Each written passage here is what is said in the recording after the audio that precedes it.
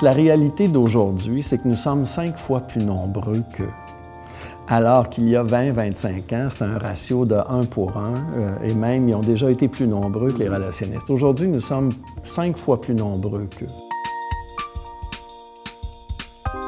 Les journalistes ici ont une peur bleue de se faire dire qu'ils font de la publicité ou qu'ils font un publi-reportage.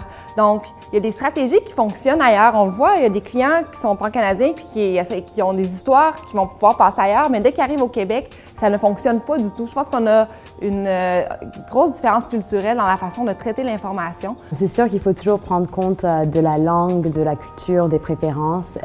C'est très différent au Québec et au reste du Canada. Et on essaye toujours de ne pas traduire nos campagnes, mais vraiment de les adapter bien au marché, avec notre humour, avec les particularités du marché. Avant les médias sociaux, on était quand même dans l'ère que j'appelle de la communication, c'est-à-dire de l'information, rétroaction et feedback. Les médias sociaux, ce qu'ils ont fait, c'est qu'ils ont décuplé, démultiplié ce phénomène-là. Et donc, ça rend la situation beaucoup plus complexe. Avant, on disait que les salles de nouvelles étaient pleines. Aujourd'hui, elles se vident.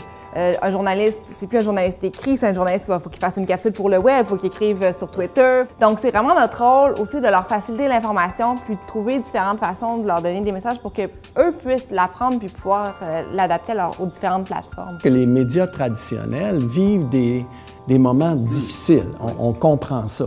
Et on le voit à tous les jours qu'ils vivent des moments difficiles. Aujourd'hui, la source d'information des nouvelles générations, la plus importante, 90% des jeunes générations vont prendre leur information sur les médias sociaux. Je pense que c'est la rapidité, moi, qui a changé beaucoup, l'instantanéité. Donc, les journalistes travaillent beaucoup plus sous pression. Nous aussi, par conséquent, on doit réagir des fois plus rapidement. C'était déjà important d'être pertinent, mais là, je pense qu'il faut l'être d'autant plus et très rapidement. Parce que les effectifs sont réduits, les revenus publicitaires ont diminué au profit d'Internet et tout ça. Donc, il faut être capable de manœuvrer dans tout ça. Et quand tu as une histoire à présenter à un journaliste, il faut qu'elle soit bonne.